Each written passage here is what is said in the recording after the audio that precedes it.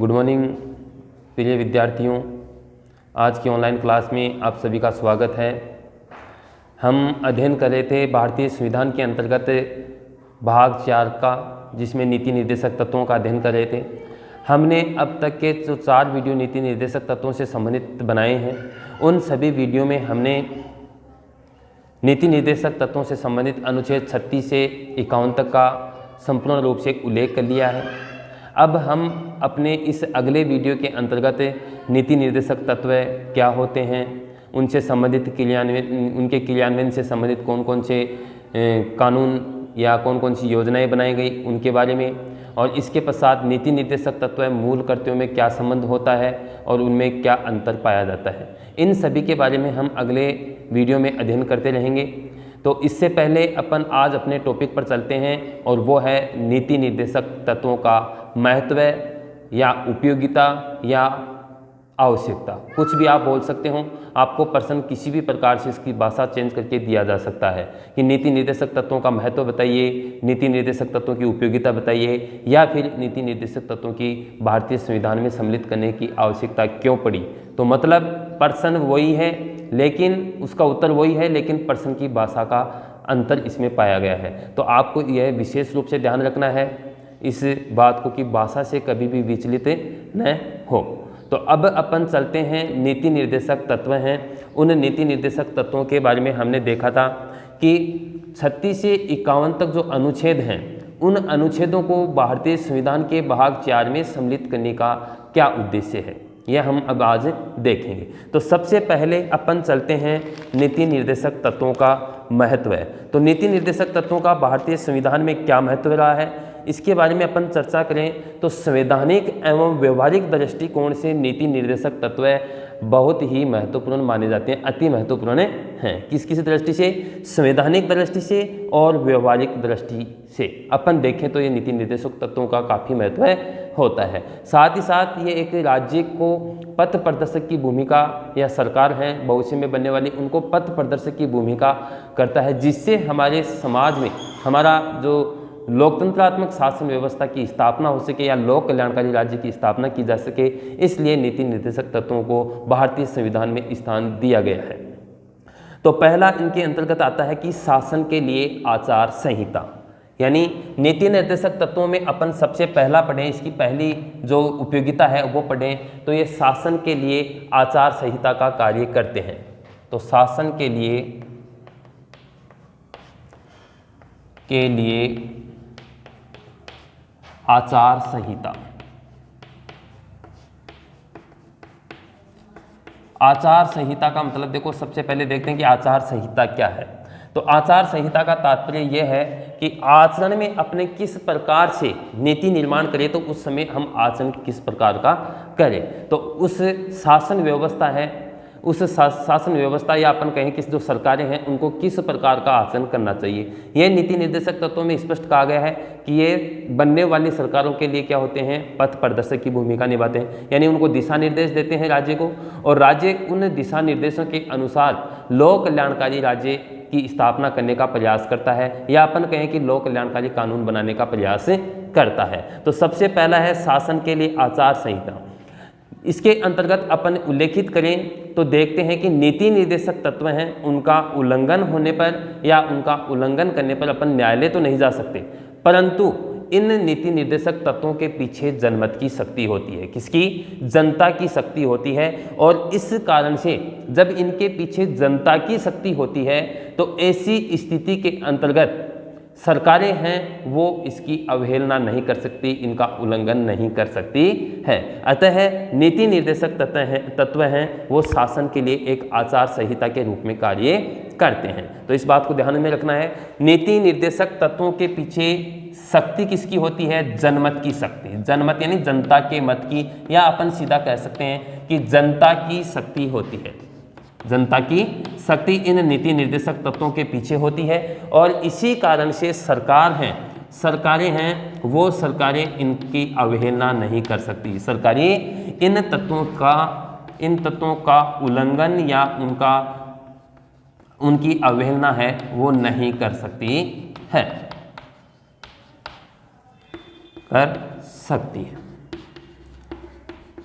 यानी नीति निर्देशक तत्वों के जो शासन की आचार संहिता के रूप में कार्य करते हैं, इसका मतलब आप समझ गए होंगे कि नीति निर्देशक तत्व हैं, इनके पीछे जनता की शक्ति होती है। भले ही नीति निर्देशक तत्वों का उल्लंघन होने पर हम न्यायालय नहीं जा सकते, परंतु फिर भी देखा जाए तो इनके पीछे जो जनता की शक्ति होती है, उसके कारण से ये तत्व जो बनने वाली सरकारें हैं उनके लिए अवहेलना नहीं की जा सकती इन तत्वों की। ठीक है। दूसरी इसके अंतर्गत अपन चलते हैं लोक कल्याणकारी राज्य की रूपरेखा तैयार करना। यानी एक लोक कल्याणकारी जो राज्य होता है उसकी रूपरेखा ये नीति निर्देशक तत्व कैसे करते हैं। जैसा कि मैंने आपको पहले भी बताया है, लोक कल्याणकारी राज्य की रूपरेखा, दूसरा बिंदु क्या हो गया, लोक कल्याणकारी जो राज्य है उसकी रूपरेखा तैयार करता है। जैसा कि मैंने आपको पहले बताया कि नीति निर्देशक तत्वों का प्रमुख उद्देश्य क्या बताया था, लोक कल्याणकारी राज्य की स्थापना करना। उद्देश्य क्या बताया था, लोक कल्याणकारी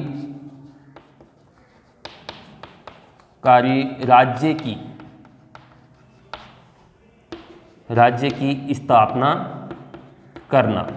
इसका उद्देश्य है, नीति निर्देशक तत्वों का उद्देश्य माना जाता है। तो इस लोक कल्याणकारी राज्य की स्थापना में ये क्या है, एक रूपरेखा प्रस्तुत करने में सहायक सिद्ध होते हैं। वो कैसे, एक डॉक्टर भीमराव अंबेडकर जो संविधान निर्मात्री सभा थे उसके अंतर्गत डॉक्टर भीमराव अंबेडकर है, उन्होंने कहा था कि संविधान का उद्देश्य केवल राजनीतिक लोकतंत्र की स्थापना करना ही नहीं है, बल्कि आर्थिक और सामाजिक लोकतंत्र की स्थापना करना भी इनका प्रमुख उद्देश्य है। और इसीलिए इन सिद्धांतों को क्या कहा जाता है, या इन सिद्धांतों की जो लोक कल्याणकारी राज्य की स्थापना आदर्श रूपरेखा प्रस्तुत करने वाला माना जाता है। यानी एक होता है राजनीतिक लोकतंत्र,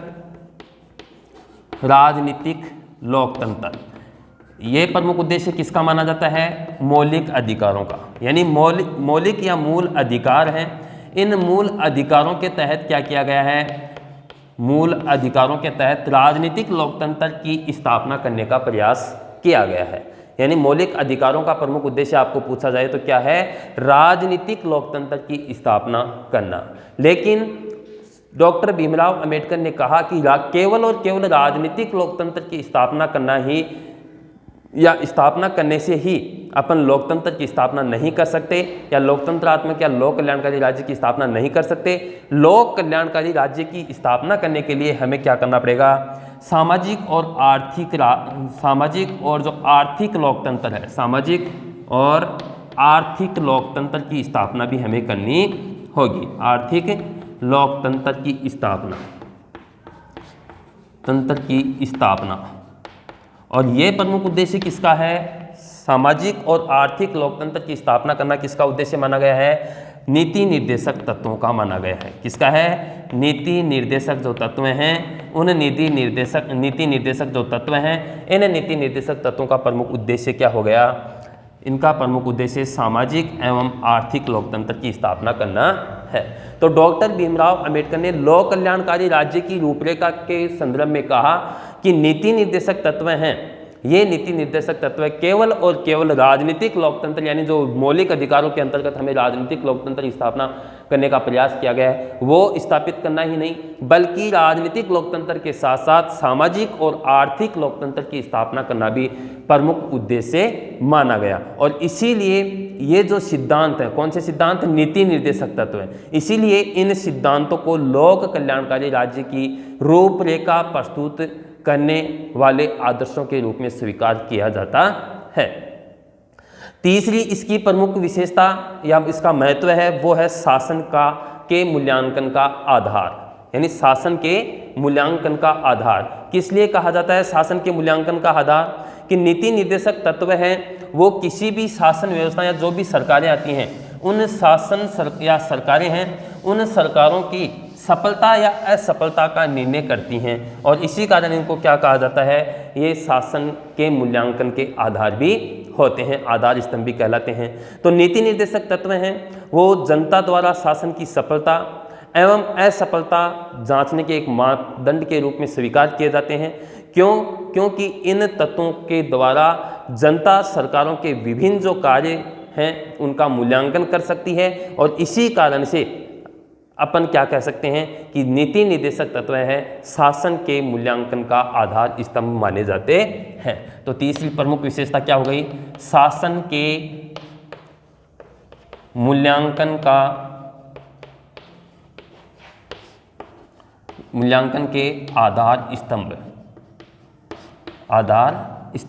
यानी आप समझ गए होंगे कि शासन के मूल्यांकन का आधार स्तंभ, यानी जैसे मान लो आप कक्षा में अध्ययन कर रहे हो, आपकी 2 एग्जाम्स लगती है, एक अर्धवार्षिक परीक्षा, एक वार्षिक परीक्षा, और उस अर्धवार्षिक वार्षिक परीक्षा के तहत हम क्या करते हैं, हम आपका मूल्यांकन करते हैं कि आपने इस वर्ष के अंतर्गत 5 महीने या 6 महीने बाद में जो एग्ज़ाम होती है उसमें क्या सीखा है, फिर 12 महीने पर होती है तो उसमें आपने क्या सीखा है, कहाँ तक आपने प्रगति प्राप्त की है, कहाँ तक आपने अपने दिमाग का विकास किया है, उसके बारे में हम अध्ययन करते हैं। तो उसी प्रकार से जो नीति निर्देशक तत्व हैं, ये जो शासन यानी जो सरकारें होती हैं उनके द्वारा जो कार्य किए जाते हैं उन कार्यों की जांच कौन करती है? जनता करती है। अर्थात कहाँ तक किसी सरकार ने नीति निर्देशक तत्वों को महत्व प्रदान किया और महत्व प्रदान करके कहाँ तक उनके एक लोक कल्याणकारी राज्य की स्थापना प्रस्तुत करने में सहायता प्रदान की, तो उसी आधार पर अपन कह सकते हैं कि नीति निर्देशक तत्व हैं वो क्या माने जाते हैं? शासन के मूल्यांकन के आधार स्तंभ माने जाते हैं। अर्थात नीति निर्देशक तत्व हैं उनके जनता द्वारा, नीति निर्देशक तत्व है जनता द्वारा शासन की सफलता और असफलता का मूल्यांकन करती है या जानने के मापदंड के रूप में इनको माना जाता है। और क्यों माना जाता है? क्योंकि इन तत्वों के द्वारा जनता सरकारों के विभिन्न कार्यों का मूल्यांकन कर सकती है। क्या कर सकती है? जनता सरकारों के विभिन्न कार्यों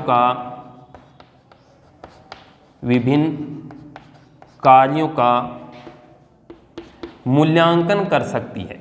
क्या कर सकती है? मूल्यांकन, या अपन कहें कि जांच कर सकती है, और जांच कर सकती है, और इसी कारण से ये क्या है, उसी आधार पर हम कह सकते हैं कि किसी सरकार ने अच्छा कार्य किया है, किसी सरकार ने बुरा कार्य किया है। यानी लोक कल्याणकारी जो कानून है वो सबसे ज़्यादा किस सरकार ने बनाए हैं, इसका अपन मूल्यांकन कर सकते हैं, और इसी आधार पर इन नीति निर्देशक तत्वों को क्या कहा जाता है? शासन के मूल्यांकन के आधार स्तंभ माना जाता है।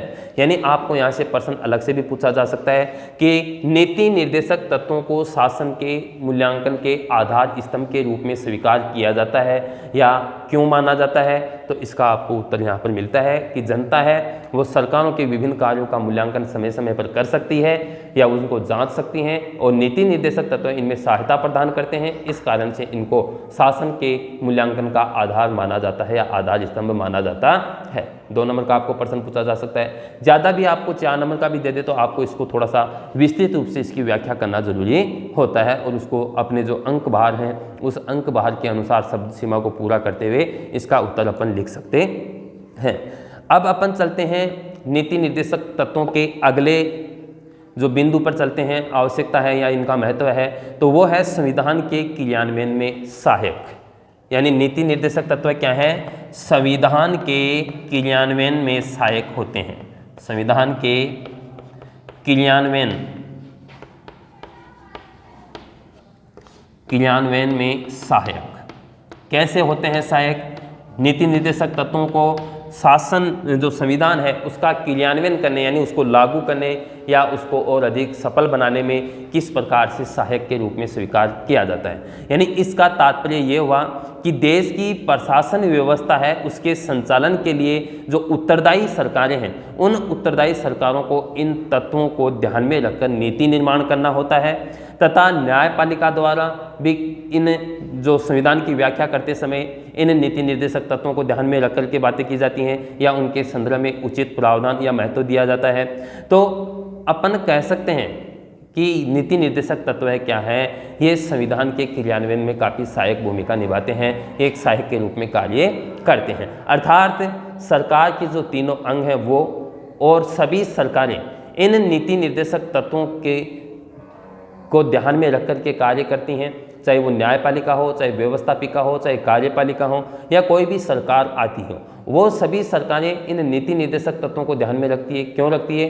क्योंकि स्पष्ट उल्लेख किया गया है या इनकी परिभाषा से स्पष्ट होता है कि नीति निर्देशक तत्व एक पथ प्रदर्शक की, जो भविष्य में बनने वाली जो सरकारें हैं उनके लिए एक पथ प्रदर्शक की भूमिका निभाती है। और उसी पथ प्रदर्शक की भूमिका के कारण से क्या होता है, इन जो सरकार के तीनों अंग हैं उनको और सभी सरकारों को इन नीति निर्देशक तत्वों को उचित महत्व देना जरूरी होता है, और तभी अपन एक लोक कल्याणकारी राज्य की स्थापना करने में सहायक सिद्ध हो सकते हैं। अर्थात अपन कह सकते हैं कि नीति निर्देशक तत्व हैं सभी सरकारों के लिए एवं सरकार के जो तीन अंग होते हैं, व्यवस्थापिका, कार्यपालिका और न्यायपालिका, इन तीनों अंगों को संविधान की क्रियान्विति में दिशा निर्देश प्रदान करते हैं। और इसी कारण से अपन कह सकते हैं कि जो नीति निर्देशक तत्व हैं वो संविधान के क्रियान्वयन में सहायक होते हैं, यानी वो एक सहायता करते हैं सरकारों को या सरकार के अंगों को।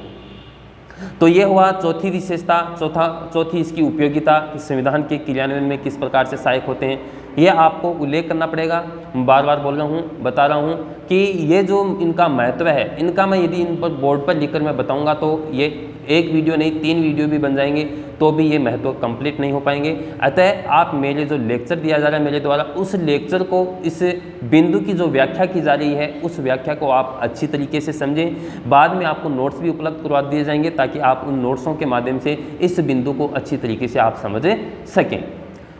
अब इसकी अगली कड़ी में अपन देखते हैं इसकी पांचवा जो महत्व है, उपयोगिता है इसकी, वो है सामाजिक आर्थिक परिवर्तन में सहायक। यानी नीति निर्देशक तत्व क्या है, सामाजिक और आर्थिक परिवर्तन में सहायक होते हैं। सामाजिक और आर्थिक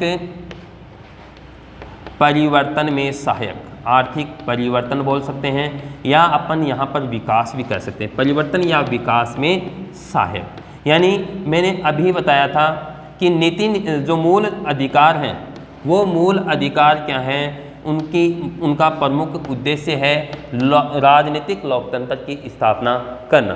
परंतु नीति निर्देशक तत्वों का मैंने क्या उद्देश्य बताया, सामाजिक और आर्थिक लोकतंत्र की स्थापना करना इनका प्रमुख उद्देश्य मैंने बताया है।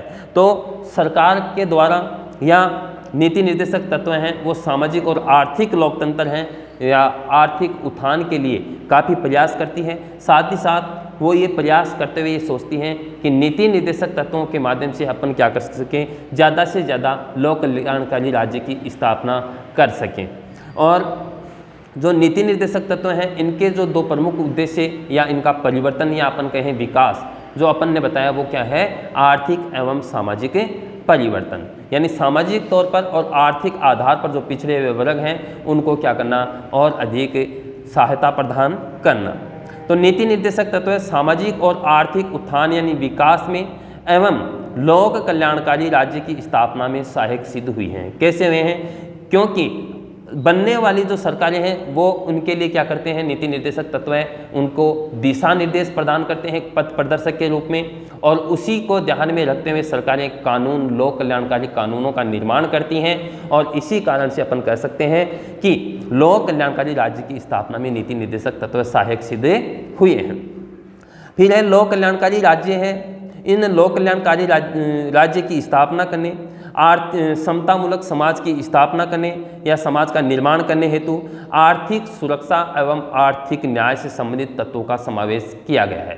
यानी हमारे जो नीति निर्देशक तत्व हैं, इन नीति निर्देशक तत्वों को ध्यान में रखते हुए लोक कल्याणकारी राज्य की स्थापना करना है, समतामूलक समाज की स्थापना करना है। तो इन समतामूलक समाज की स्थापना करने और लोक कल्याणकारी राज्य की अवधारणा को वास्तविक धरातल पर उतारने के लिए क्या किया गया है, आर्थिक एवं सामाजिक जो लोकतंत्र है या आर्थिक या सामाजिक जो न्याय है उससे संबंधित तत्वों का समावेश नीति निर्देशक तत्वों में किया गया है। क्यों किया गया है, लोक कल्याणकारी राज्य की स्थापना करने, लोक कल्याणकारी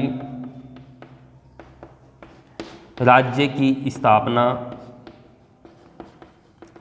स्थापना करने एवं, यानी ध्यान रखना, लोक कल्याणकारी राज्य है उसकी स्थापना करने और साथ ही साथ समतामूलक समाज की स्थापना करने एवं समतामूलक समाज की स्थापना करने के लिए क्या किया गया है? आर्थिक एवं, यानी इनकी स्थापना करने के लिए आर्थिक एवं सामाजिक न्याय के प्रावधान भारतीय संविधान में सम्मिलित किए गए हैं। यानी हमने पहले अध्याय के अंतर्गत देखा था प्रस्तावना, और प्रस्तावना में हमने 3 प्रकार की न्याय का उल्लेख किया था, सामाजिक न्याय, आर्थिक न्याय और राजनीतिक न्याय। तो नीति निर्देशक तत्व हैं ये सामाजिक और आर्थिक विकास में क्या है? परिवर्तन में सहायक हैं, या परिवर्तन में या विकास में सहायक माने जाते हैं। तो राज्य में लोक कल्याणकारी राज्य की स्थापना हो सके, नीति निर्देशक तत्व ये सोचते हैं कि लोक कल्याणकारी राज्य की स्थापना हो सके, और समतामूलक समाज, समतामूलक मतलब कि समानता पर आधारित समाज। कौन सा? समानता पर आधारित समाज की स्थापना करने के लिए क्या किया गया है? इसकी स्थापना के लिए आर्थिक और जो आर्थिक न्याय है और जो सामाजिक न्याय की व्यवस्था भारतीय संविधान के अंतर्गत की गई है। इसके अलावा अपन देखें तो इसके साथ साथ राज्य के जो नीति निर्देशक तत्व हैं वो प्रत्येक, हमने जब इनका अध्ययन किया था अनुच्छेद 36 से 51 तक, तो उसके अंतर्गत हमने देखा था कि प्रत्येक स्त्री पुरुष को समान जीविका के लिए साधन उपलब्ध करवाना, संपत्ति का विकेंद्रीकरण करना यानी उसका केंद्रीकरण नहीं करना, और स्त्री व बाल श्रमिक हैं उनको शोषण से सुरक्षा प्रदान करना, जीवन स्तर में सुधार करना, स्वास्थ्य, चिकित्सा, रोजगार, शिक्षा आदि उपलब्ध कराने में नीति निर्देशक तत्वों ने काफ़ी महत्वपूर्ण योगदान दिया है। यानी नीति निर्देशक तत्व हैं वो एक समाज के लिए ऐसे पथ प्रदर्शक हैं, और सरकारों के लिए ऐसे पथ प्रदर्शक के रूप में हैं जो ज़्यादा से ज़्यादा लोक कल्याणकारी राज्य की जिनसे स्थापना की जा सके। अर्थात जो स्त्री पुरुष हैं उनको समान जीविका के साधन उपलब्ध करवाना, इसके साथ साथ स्त्री व बालक श्रमिकों को शोषण से मुक्त करवाना, संपत्ति का केंद्रीकरण रोकना, शिक्षा, चिकित्सा, रोजगार आदि साधन उपलब्ध करवाने की व्यवस्था किसमें की गई है? नीति निर्देशक तत्वों में की गई है। और इन नीति निर्देशक तत्वों के माध्यम से सरकार ज़्यादा से ज़्यादा इनसे संबंधित या इनको ध्यान में रख करके कानूनों का निर्माण करती है। इस कारण से अपन कह सकते हैं कि सामाजिक आर्थिक उत्थान में या सामाजिक आर्थिक परिवर्तन में या अपन कहें कि विकास में नीति निर्देशक तत्व काफ़ी सहायक सिद्ध हुए हैं। अर्थात आपको यहाँ से 4 नंबर का प्रश्न भी पूछा जा सकता है, और छोटे छोटे भी नीति निर्देशक तत्वों के लोकतंत्र के आधार स्तंभ क्यों कहा जाता है, संविधान के क्रियान्वयन में किस प्रकार से सहायक है, यानी प्रत्येक बिंदु से अलग अलग प्रश्न भी बनता है। अतः आपको इस बात का ध्यान रखना है कि जो नीति निर्देशक तत्व हैं इनका काफ़ी महत्व है, और महत्व से संबंधित प्रश्न आने की पूरी संभावना यहाँ पर है। अतः आपको इन नीति निर्देशक तत्वों के महत्व को अच्छी तरीके से समझना है। मैंने यहाँ पर इस वीडियो के अंतर्गत यही प्रयास किया है कि आपको ज़्यादा से ज़्यादा बोल करके मैं बताऊं, ताकि आज आप उस बात को अच्छी तरीके से समझ सकें। तो आप समझ गए होंगे कि नीति निर्देशक तत्वों का क्या महत्व है। बिंदु वाइज आपको याद रखना है ताकि आपको याद करने में सरलता हो। तब तक के लिए धन्यवाद। आज के लिए इस वीडियो में इतना ही काफ़ी। अगले वीडियो में अपन चर्चा करेंगे नीति निर्देशक तत्वों के क्रियान्वयन से संबंधित, यानी उनको लागू करने से संबंधित कौन कौन से महत्वपूर्ण सुधार हैं, कौन कौन से सुधार सरकार के द्वारा किए गए हैं। तब तक के लिए धन्यवाद।